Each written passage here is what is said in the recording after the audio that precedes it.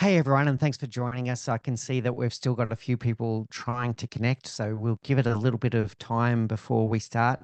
What is an exciting announcement today. We're all very proud of Dr. Vahe Ohanessian and his achievement that we're sharing with you today. We'll give it a few moments before we start the formal proceedings to make sure that as many people can join as possible. Thank you so much for being on time and for joining us today. We're very excited to share this news with you today. And we're very excited to have a discussion with Dr. Vahe today about his book and what inspired him to write this book in particular, and then what the future holds. There's a lot, certainly a lot of great ideas and thoughts coming in terms of what the future will hold for self-relativity and the theory of self-relativity. So thank you, everyone. Just be a little bit patient. Not everyone joins Zoom calls on time. They've got busy lives. So we'll give people a little bit more time to start, to join, and then we'll make a start. In the meantime, if you want to share with us where you're joining from, you can use the chat and type in there where you're joining from, and also any other messages. I see Ian there already saying congratulations to Dr. Vahe. Thank you, Ian. Anyone else wants to send any messages or let us know where you're joining from, and we'll start momentarily as soon as we give people a little bit more time to join. Once again, thank you for joining on time, and I hope that you're excited about today's announcement and today's book launch.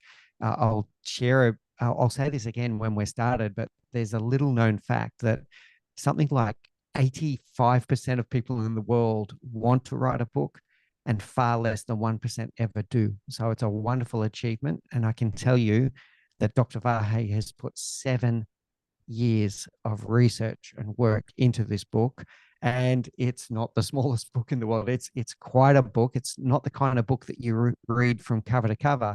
It's exactly what says on the cover. It's the user's manual for the mind, and it's something that people will continually refer back to as they go about their life, and they might be having troubles with relationships or troubles with their own thinking, and it's the kind of thing that can be a reference for the rest of the person's life. Okay, so once again, just a couple more minutes. If you'd like to use the chat, for people that are not familiar with Zoom, down in the bottom of your screen, there should be a button that says chat. You can click on that and you can share messages that way. We're also very open for anyone that wants to come on camera and unmute themselves and join in the conversation at different parts. There will be opportunities at the end of the session for you to be able to ask Dr. Vahe some questions. He's a font of knowledge about the mind, about how we think, about how we see the world.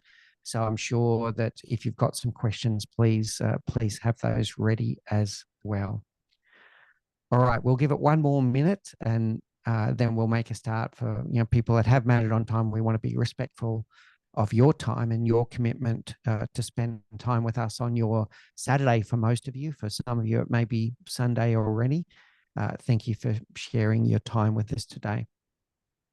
If you would like to use the chat and share with us, where you're joining from, please do go ahead. And if there's anything in particular that you're excited about for today's launch, we'd be happy to hear from you. So Stephen there, we can see you. Thank you for sharing your camera today. I hope you're excited for today's announcement. Ara, Naba, and Ian, really great to see you. And Anthony, good to see you as well. So thank you all for joining. We'll start in about 30 seconds time, and we'll get into our content today. So we do have another congratulations there, Dr. Vahe. Ara saying congrats, Vahe, from Glendale in California. Thank you. All right. All right, let's start. So let's get on with the formal proceedings today. Thank you so much, everyone, for joining us. Firstly, I'd like to introduce myself. I'll be your host today. My name is Mick Spears. I'm the founder of The Leadership Project and the host of a podcast called The Leadership Project. And I'm a best-selling author and award-winning author of a book called You're a Leader, Now What? But today is not about me. I'm here to support Dr. Vahe today with the very exciting announcement of the launch of his book. as I was mentioning before, some people joined. It's a little known fact that somewhere near 85% of people in the world want to write a book, and far less than 1% ever do. And Dr. Vahe has put 7 years of his research and his life into this book and created this user manual for the mind for the rest of us. And it's going to be a reference that we can use for the rest of our lives. So without any further ado, I would love to introduce the worldwide launch of Theory of Self Relatively. Please enjoy this video, and then we'll get into the discussion with Vahe.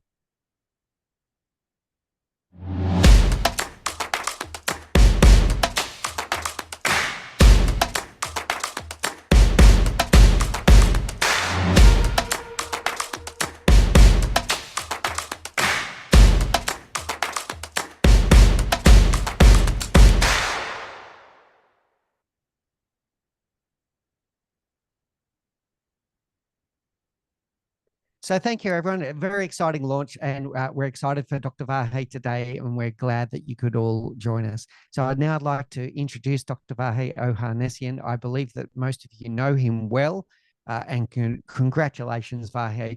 Thank you so much for the work that you've put in the last 7 years. Please say hello to the audience. Tell us a little bit more about your background, and then we'll get into the interview part of today's discussion. Thank you so much, Mick, for the introduction. You were very kind with your words.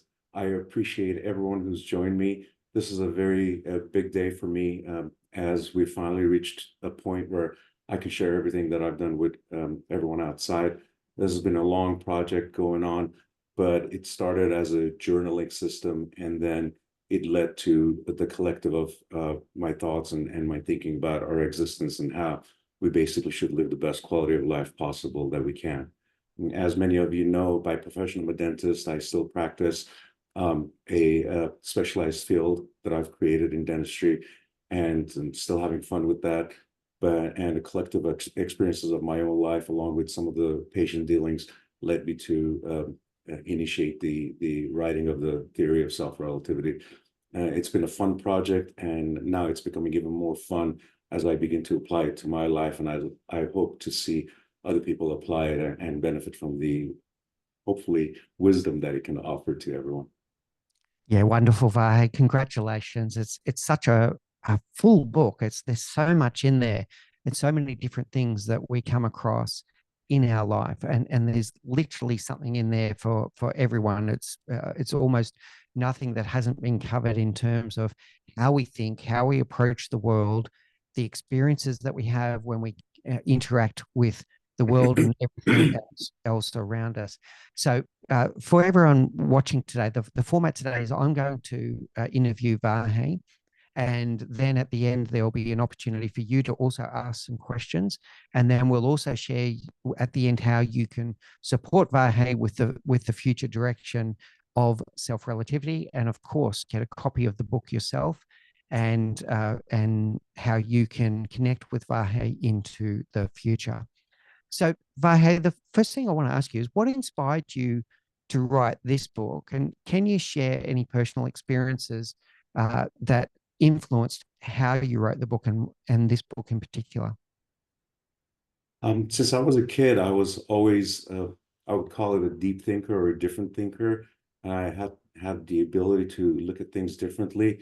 I wasn't sure if they were right or not, but I was very able to have perspective. And as life moved forward, there were many different things that, just like everyone else, I experienced in life, many highs and lows, and fun and difficult times. And about 7 or 8 years ago, I started thinking to myself, where I've done a lot of positive things and good things in life, and I've also done a lot of things that are perhaps not to the best that I could have done. And I started evaluating all the good and the difficulties in life, and trying to recognize what is it that I can find that's common. And I realized that there was only one thing that was common in there, and that was a 4-letter word called self. I realized I was center and core and relative to everything that ever happened to my life, whether they were positive or negative. And I started looking at it to see how some of the things occurred. So while I was going through these thought processes, there were certain difficult times that I was also going through. And I ended up having a very bad car accident where I almost died. I went under a truck on the freeway two in the middle of the night, and in a convertible car, where even the police was telling me that they've never seen anyone walk out of something like this. And I did, and it was an interesting catalyst moment. I can't say that it was just an enlightenment moment, because enlightenment doesn't happen as an event; it happens as a process. But this was a good thing that catapulted me into beginning to write my thoughts down. And the month after that, I started doing it, and here we are 7 years after that, with the book completed. Yes, I'm sorry that you went through such tough times, and I know that there was the car accident. There were other things going on in your life, but you were able to stop and codify that, and to be able to, I'm going to say, almost step back from it and look from it from an external point of view to unpack, what's going on here. And the things that you're going through are things that we all go through. Life is tough.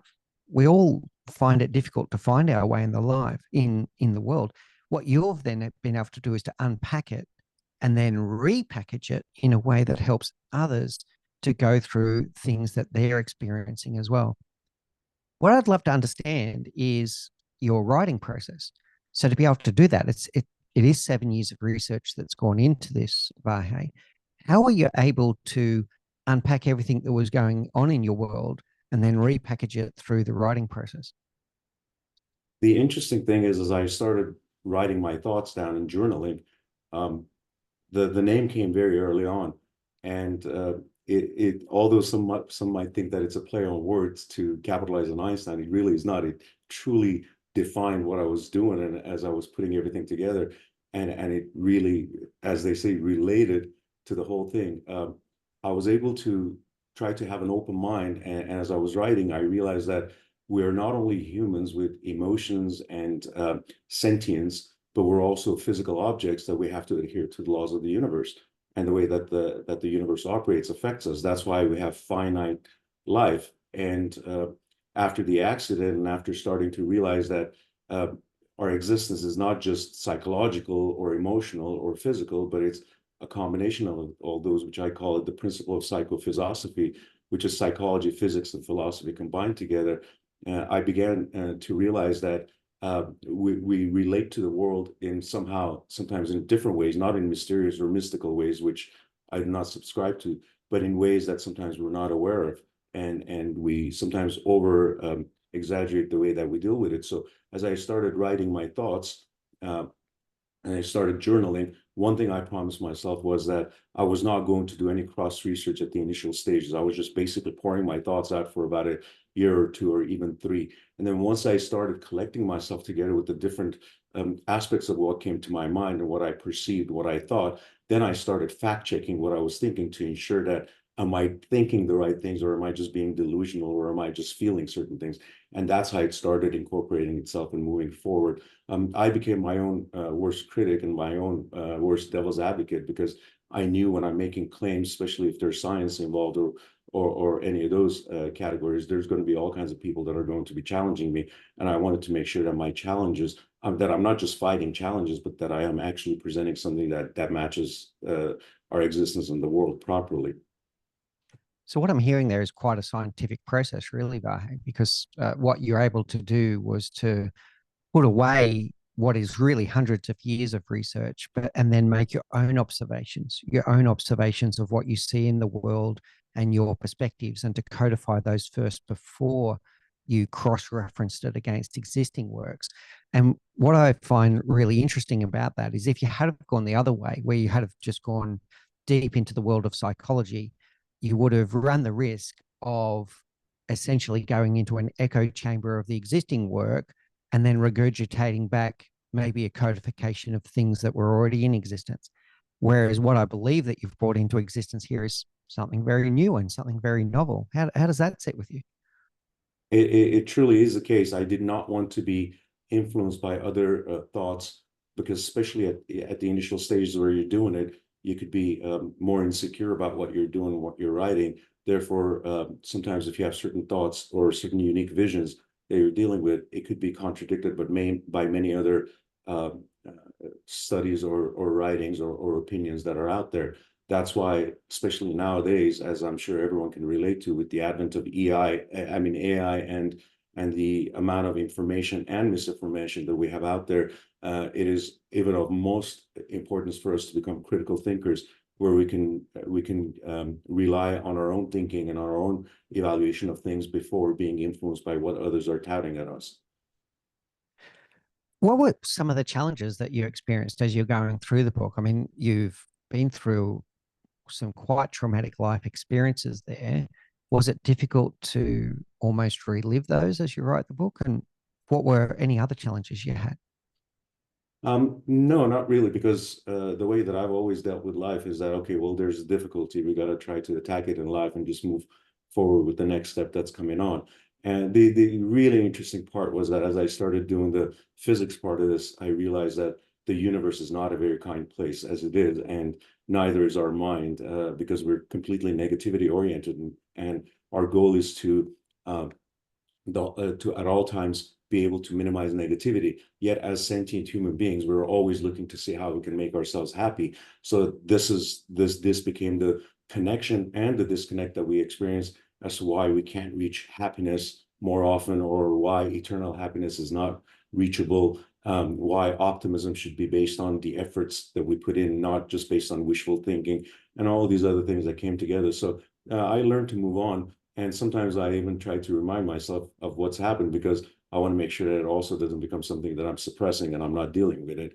But using the past experience to influence the future, that's basically what one of the mottos in the book is. So well done on doing that. And by getting through that process, you can then share it with other people that are probably going through similar experiences that you had. What do you expect readers to be able to get from the book? What does success look like for you from the reader's perspective? Well, this has nothing to do with age or anything else. And usually people say, well, I wish I would have known this when I was younger. It's not a matter of age. I think there could be many people that are in their later years and they still haven't experienced some of these things that are going on, because experience could be perceived or personal or subjective, but part of our experience should be based on how reality is. So I'm hoping that people, by reading this, will understand how valuable our one-time existence is. The mission statement of the book, it's a 715-page book, but the mission statement is one line. It says, to live this improbably rare gift of life to its fullest possible potential, where we can try to literally live our life that way. And the sooner we learn how to deal with life in the proper format, the sooner we'll be able to enjoy life as much as possible. But we also have to be realistic, where unlike other systems, I don't literally blow hot air. I want people to know that difficulties and negativities are a normal part of our existence that are continuously going to rise because of the many factors that I've written in the book, where I've justified why it is. But you know what? We just learn to deal with that, and then as we deal with that, and we try to resolve and eliminate those, so that we can enjoy more of the positivities that this beautiful life has to offer us. I love this, living this improbably rare gift of life to the fullest extent. And that's not your exact words. I'm paraphrasing there. You say it much better than I do, Dr. Vahe. But I think that's what we all want.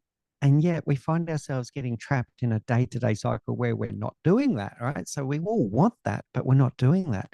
How does someone get started to take stock and go, hang on a second, I'm not living my life to the fullest extent possible. I'm allowing myself to be caught up in the expectations of others or perceived societal expectations. How do we get back to that centered self and then move forward? Well, our feelings guide our behavior. This is why our feelings are closer to our behavior. But our feelings are as a result of our thoughts. We first think, and then that leads to a feeling, which then leads us to an action. The reason our feelings are closer to our behavior is because evolutionarily and from the ancestral times, we react quickly to our feelings in order to stay safe. Our brain or our mind does not care if we're happy. Our brain only cares if we're safe. That's why our brain only cares about if we can find food. When we're looking for food, we don't become food. We have shelter to be safe, and then we can procreate to pass our genes on. Once those primary things are met, then the brain can calm down and allow us to enjoy a little more positivity. And because of this, we tend to react quickly to our feelings, especially in the ancient times and in the primitive times where our safety was important. We had to get away from predators as quickly as possible.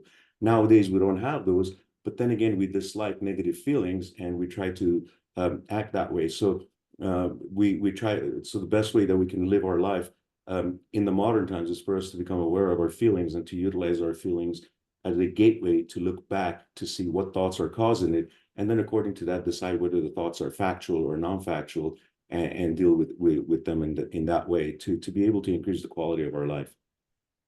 Wonderful. Now, we mentioned that there's 7 years of research in this book, and that quite a lot of it was then self-research, and then you cross-referenced against other work that already existed. Can you share anything that was a surprising discovery when you're going through that research process? Something that maybe the rest of the audience, maybe we all accept to be true, and then in your research, you found something, well, hang on a second, that universally accepted truth is maybe not so true anymore. Yeah, I think some of the things that came about is literally the clash between feelings and thoughts, and why our intelligence becomes a double-edged sword for ourselves, where it takes intelligence to manipulate intelligence. Intelligence has really gotten us forward in making life a lot safer, and to increase our lifespan. But on the other hand, we've also learned to utilize our intelligence to rationalize and justify a lot of negativities that we don't want to deal with, in order for us to feel good. And one thing that I've seen is that there's a big trade-off between whether we want to temporarily feel good or whether we want to do something where we will feel good, we will feel better longer, but maybe not as ecstatically as we do at that given moment where we want to improve our feeling. Yeah, really good, Vahe. I've got to say that's a big takeaway for me from your book, would be that when we start looking at some of these primal needs and where some of these things might come from, we can start rationalizing an irrational world. Like, human beings are quite erratic, and we do things that on the surface seem really irrational. But if you unpack it back to some of the fundamental human needs, you can start rationalizing irrational behavior, including our own, by the way. I'm not saying that just externally and looking at others. I go, oh, yeah, well, now I understand why I behaved like that on a certain day or a certain moment. Yeah, so really good. Okay, so let's unpack the book a little bit more. So congrats again. Once again, amazing feat, 715 pages of material in here. And there's something in here for everyone, and something that can be used as a reference for the rest of our lives when we're going through different experiences, different relationships, different thought patterns that we might be having. It can really help us come back to a centered self and understand what's going on. I want to unpack some of the terms. What do you mean by self-relativity? So we said it's not really a play on words from Einstein, but what does this mean, self-relativity? Well, I mean, if I have to do the description of it, and I'm going to say it verbatim because there's so much written in there where sometimes I forget. Self-relativity is basically the interactions of the self internally and externally with the self and with everything and everyone else.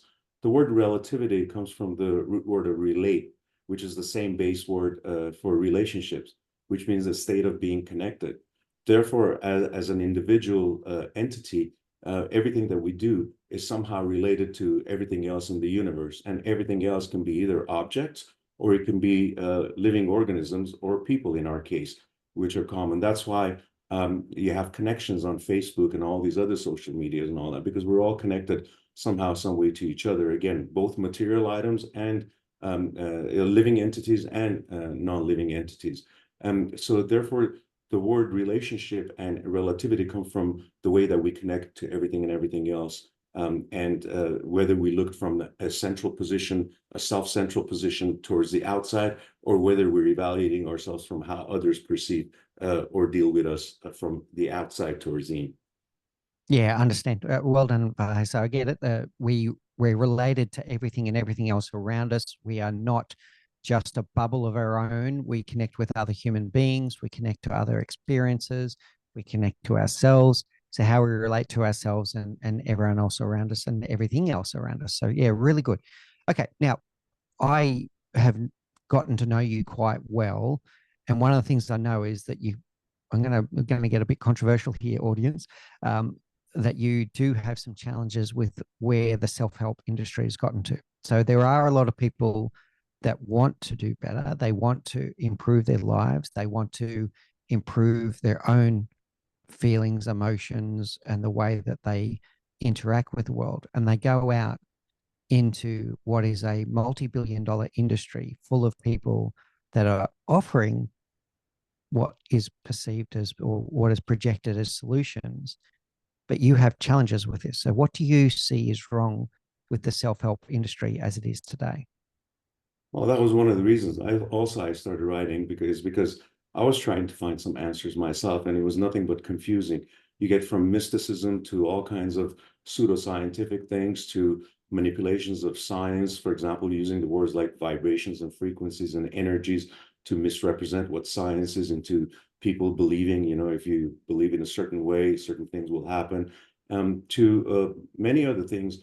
Self-help and self-improvement industries, a $45 billion plus industry, I believe, and that does not include some of the other things that fall into it, which could be meditation or other matters. The problem with all of these different chapters and subchapters is that they, and including, unfortunately, therapy and psychotherapy and some of these other forms, is that they all somehow have one common factor in there, where I always say it. I go, how does a therapy or a motivational or a meditational session end at the end? They always say, see you next week. But self-help and self-improvement and personal development should not be completely reliant on other people. Other people, for example, in this case, myself, can be able to show you and guide you some of the things, but then ultimately you should be able to pick out what's the truth and be able to apply it to yourself and to your own life. We're the only ones that are with our own self 24/7. That's why in the book I say, what is the most important word ever? Self. What is the most dangerous word? Others. Because we can either dynamically shift the focus on ourselves and try to make ourselves stronger so that then we can deal with other people properly, or we can shift the focus on others and try to worry constantly about how others are perceiving us and how others are evaluating us.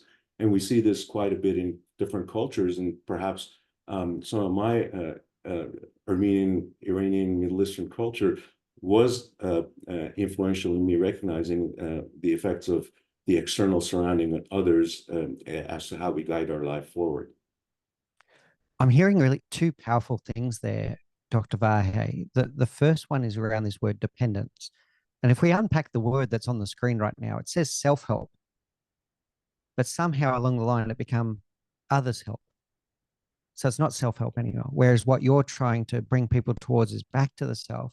How can you maintain your own mental well-being, your own perspectives, your own health and well-being going forward? So self-help should be exactly that. It should be self-help. You're the one that's with yourself 24/7. And the second thing I picked up there, Vahe, is that it's a business. And if it's a business, sorry to be controversial here, it's potentially not in their interest to permanently solve your problem. They want to continue to help you.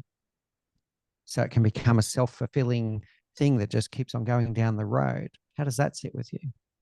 I mean, it is true. And I would say that partially some of the people involved in these industries do have that nefarious mindset going forward. But also, there's also a lot of misrepresentation and misinformation and misunderstanding. So many of the people that actually believe in these things and they themselves try to do good to others, they just follow what's being taught without really completely understanding the broken pieces of the system that is not working. The appeal to emotions fallacy is very alive and going right now. We can see this on social media and on many other things, and you can clearly see that people are being manipulated by reaching for their emotions, by continuously telling people, literally telling people what they want to hear instead of telling people what they need to hear. And it's difficult and to pick up, because it's a lot easier to hear something that's going to make you feel comfortable at that moment than having to hear something that you have to put time and effort into fixing it in order to first resolve the negativity, so that then you can be on solid ground to be able to enjoy the positivity that comes after that, rather than your positivity fading out and you sinking back into negativity that was never resolved. So telling people what they want to hear instead of what they need to hear, making them feel comfortable in the short term, a little bit of relief, but then it's not actually fixing the root cause of what's going on in their life.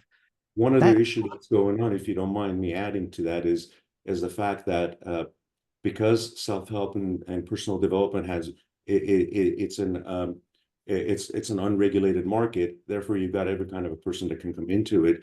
And what happens is that because it has been difficult, because it's been ill-defined, because it hasn't been properly bordered, many utilize the ambiguity and the complexity of the fact that people didn't understand it. They utilize that ambiguity and complexity as a means of being able to take advantage of it. People think, okay, well, if I can't understand it, I haven't been able to understand it for so long, maybe it's too good, maybe it's true, I just have to believe it and go on with it, because I just haven't been able to do that. So they use people's weaknesses, susceptibilities, and suggestibilities to their own disadvantage of trying to hook people into the market. And that truly angers me. it's a little bit of that preying on their insecurities and playing back to them their insecurities, but then on top of that, almost blaming them when it doesn't work. That's right. I'm glad you brought that up. At the end, it's like, if people are complaining that it didn't work, well, you didn't believe hard enough, or you didn't treat yourself hard enough. Well, there's never an end to it. And if someone came into the system with insecurities about themselves, and then they get blamed that, oh, you can't even follow this program, they're actually feeling worse at the end. They're not feeling any better. They now, if they did have negative views of their own world, all of a sudden now they're, I'm useless. I can't even follow a, sorry to say, Tony Robbins program. I shouldn't have mentioned an individual, but That's okay. That's your opinion. yeah, yeah. Or it could be, other mystical things.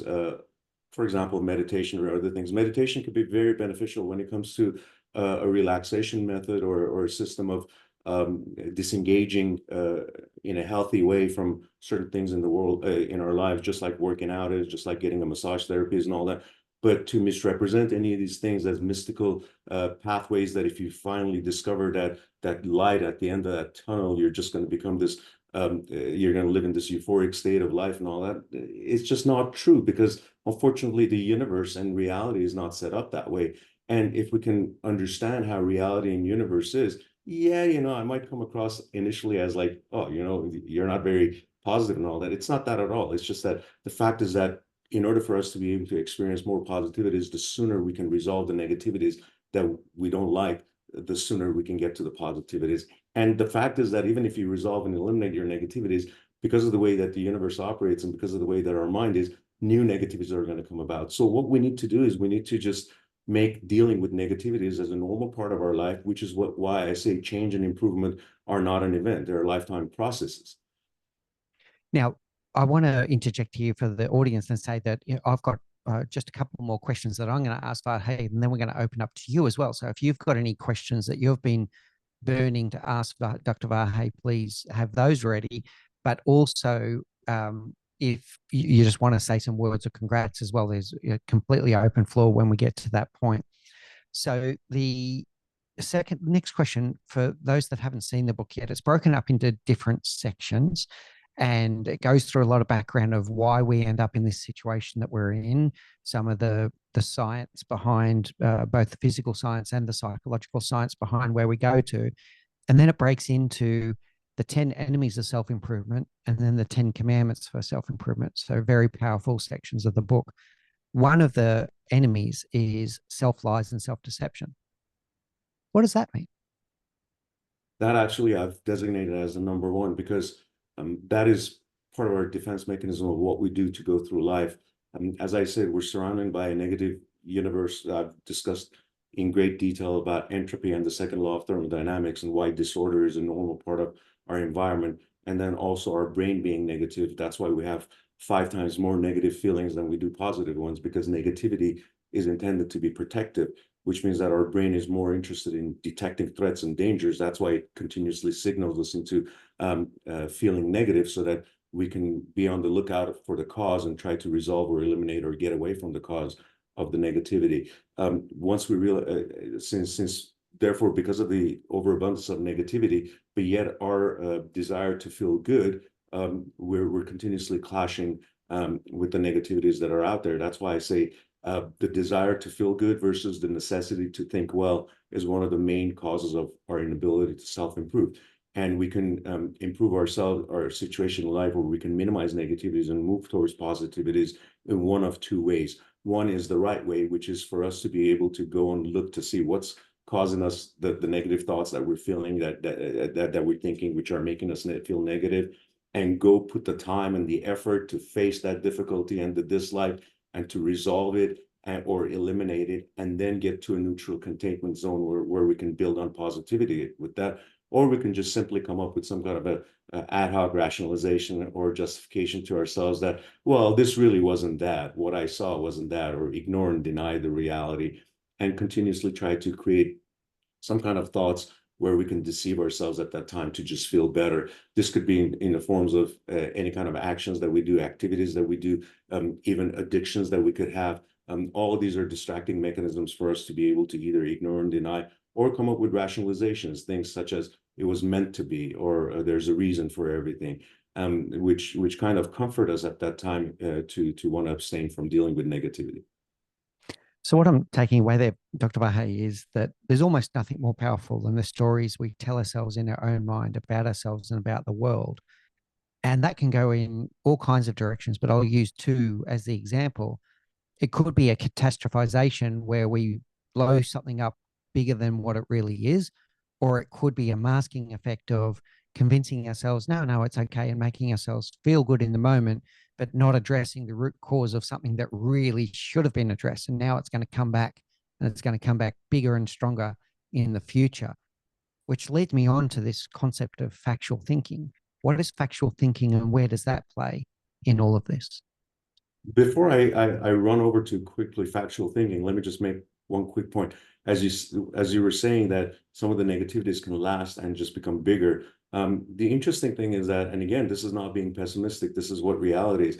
This is why I say negativity or difficulties, or as I collectively say negativity. Negativity is the default state of our existence. So it's a state of existence and it's default. I say positivity or happiness is only a contingent state of our experience, because no matter what makes us happy, we can win millions of dollars right now, we can get the best news that we can, that happiness at some point will fade away. However, if something makes us negative, if we don't put in energy and effort and time to fix that, that could last forever. So things don't fix themselves that easily as good things begin to disappear. And that again is because of what I've defined, because of the second law of thermodynamics, and how things become disorderly, we're born young, we die old, and how negativity is more prevalent. So once we understand that, then we can gain more control over trying to deal with negativity and not be afraid of it, and then realize this is how it operates, and I'm just always going to be on the lookout for that, and I'm going to deal with that as it comes up. But meanwhile, now, because I can see the path going forward, I can enjoy the happinesses, so I can increase the durations and the frequencies of the happinesses that I can experience. And I'll move to the next question if you don't mind repeating it one more time. Yeah. So with all of that, that's all a really good reinforcement of what we're talking about. Where does factual thinking now play a role? So factual thinking is basically what I call my form of critical thinking.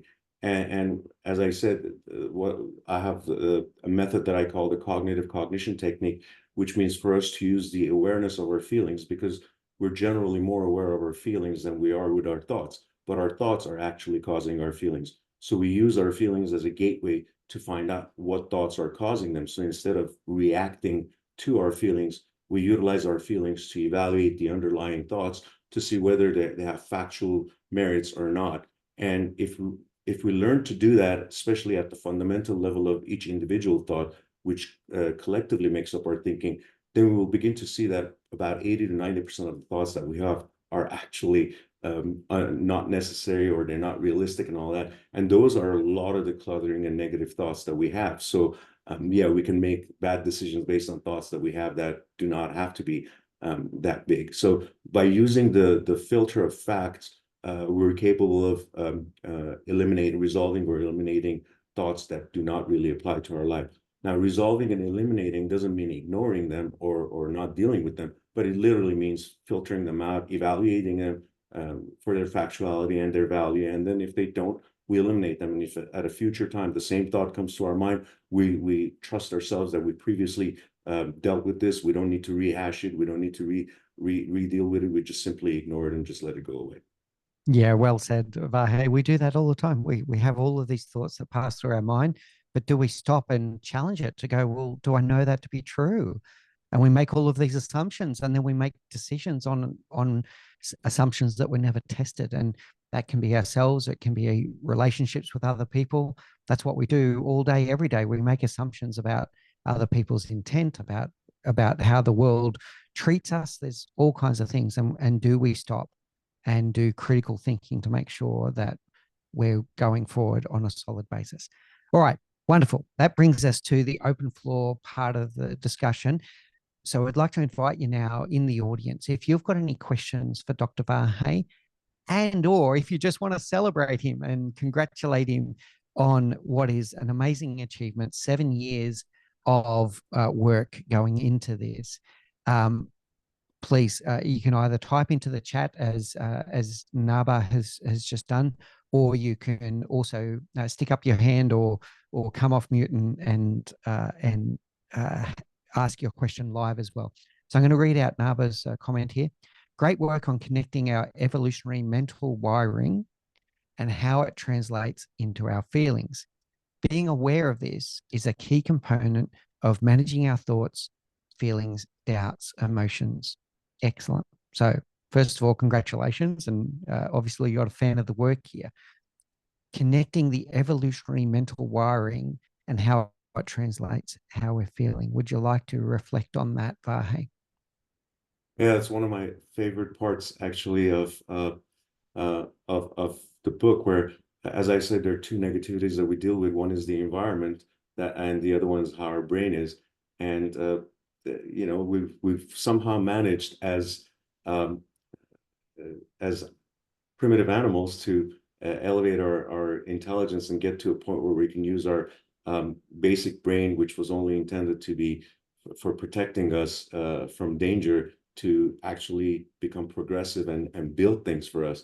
So that's why we're always in the conflict between protection and progression, as I call it, metaphorically, of course, because the mind itself is a metaphor. I call the mind a metaphor for where our thinking takes place. And I've metaphorically divided the mind into the primitive mind and into the intelligent mind. So the primitive mind is the dominant one, which is always worried about negativity. And the intelligent one is the progressive one that needs to have the primitive mind take a back seat in order for it to be able to progress.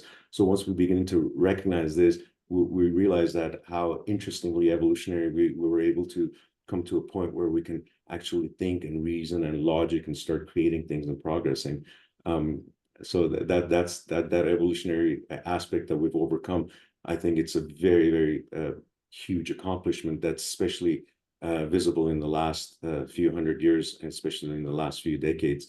Hopefully we'll be able to capitalize on that properly, not only as a collective in a society, but as individual members of it.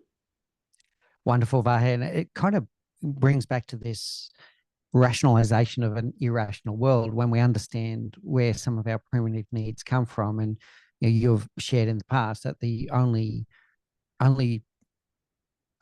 purpose of the brain is actually to keep us alive and to keep us safe. You said that earlier in the discussion, not any of the advanced things that we think about these days.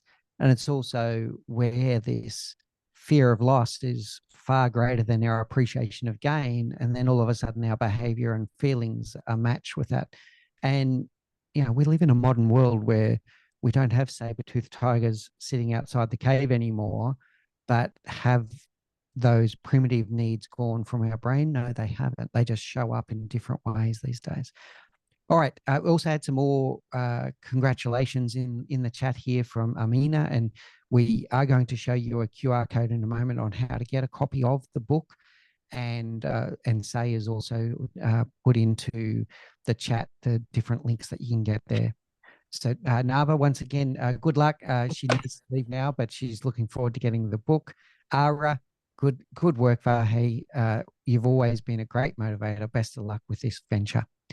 All right. Thank you, everyone, for participating. We'll go on to now share with you a little bit more about how you can get a copy of the book and you can support Dr. Vahe on his mission to help people in this way. So on the screen right now, you should be able to see a QR code for getting your copy on Amazon. We'll have that there for just a few moments. And then on the next one, you'll see Barnes & Noble. Similar, we'll give you a few moments to grab that if that's where you'd like to get the book. And the third one that's coming up is Apple Books in a moment. Okay, and on to the next one, say. And you can get your copy on Apple Books here. I would encourage, I'm not going to tell you which one to use. I would encourage you, if possible, to use Amazon initially. We want to get out there and get Dr. Vahe's book in front of as many people as possible.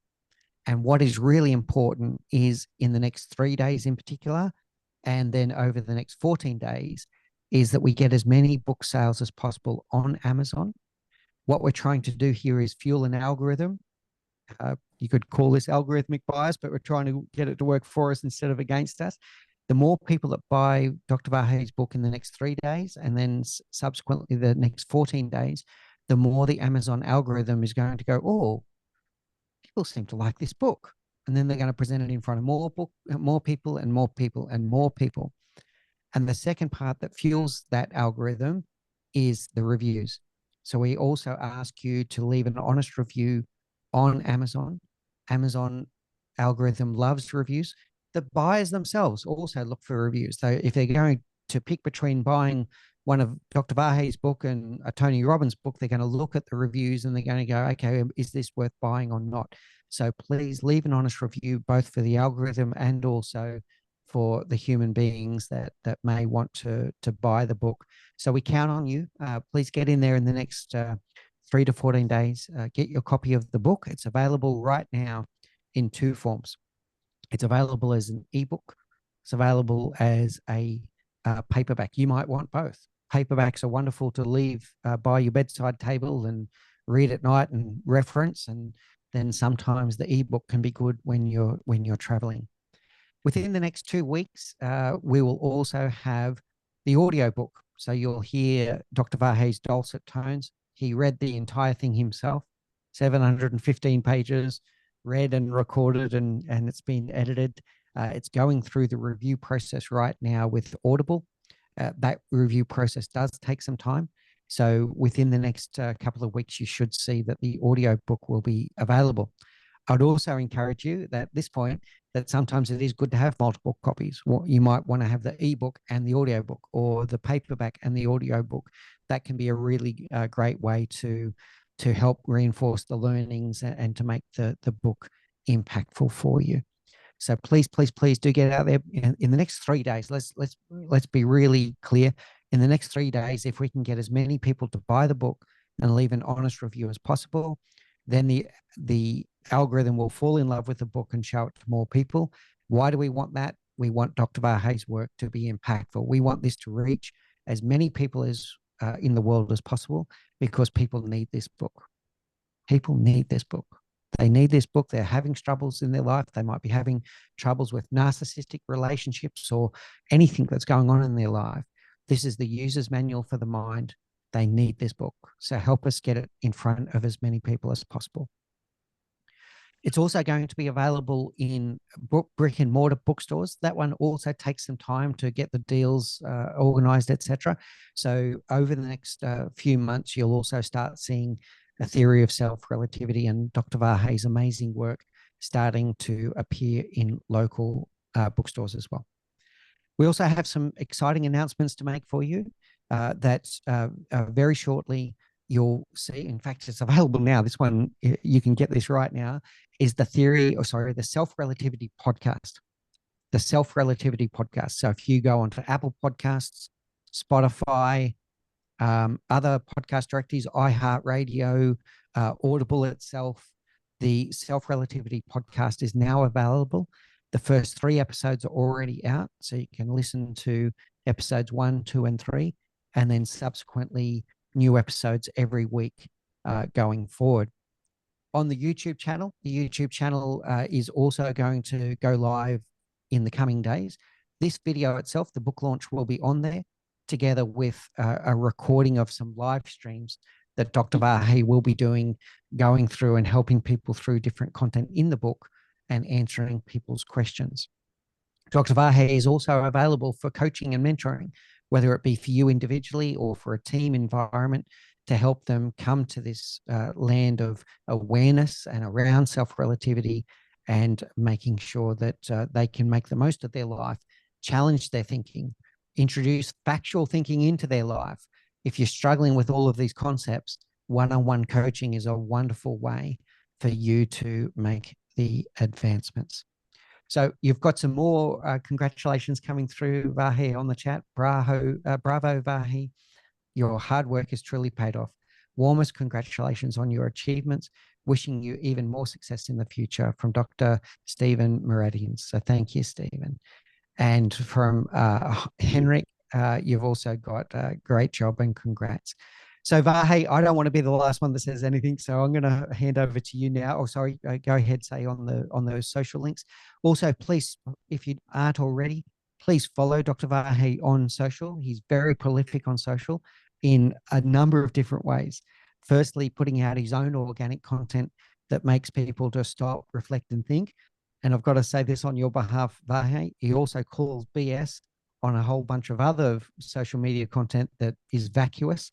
And if someone puts up a almost meaningless post, or empty motivation quote, etc., he also has a tendency to challenge other people's thinking so that they do better as well. So please do follow Dr. Vahe on social media. You won't regret that at all. Vahe, I do not want to be the last one to speak today, so over to you. Firstly, personal congratulations to you. It's a wonderful achievement. 7 years of work have gone into an amazing book. Congratulations from me. And finally, handing over to you to say a few final words before we close out. Well, I appreciate everything you've done and Say has done. You guys have been very instrumental in helping me with my achievements. It is highly appreciated. I want to thank everyone for coming over. It was something that I wanted to share with everyone, and many of the names and the congrats that I heard are very personal to me, and are extremely soothing and comforting to hear. And I hope that this will be just the gateway that we're going through, a major bridge of hopefully not only changing our own lives, but for me to be able to see the influence of what I've done in changing other people's lives so that they can even live a much, much better quality of life with much less fluctuations in their life, to literally be able to live this improbably rare gift of life to its fullest possible potential. So I really appreciate everyone being here and their well wishes. It's very much appreciated. And Vahe, I didn't ask you this beforehand, so I hope you do have it within reach. Do you have a copy of your book in reach? I have it here, and as you can see, it is a very thick book. That's a physical book. I couldn't write anymore because Amazon might have not published it. Yeah, there is a limit. I think it's 740 pages for a paperback, and yours is 715. So well done. Okay, well done, Vahe. There you go. Don't be daunted by the size of the book. As we've mentioned, it's a reference book. You don't have to read it cover to cover. You go in there when you're having a particular challenge in your life or in your world. Go in there one by one, and it will help you through what you need to do to get your life on track. Vahe, thank you so much to the audience. Thank you for joining today. Get out there, buy the book, leave the honest review. Thank you for your support. Vahe, over to you for a final goodbye.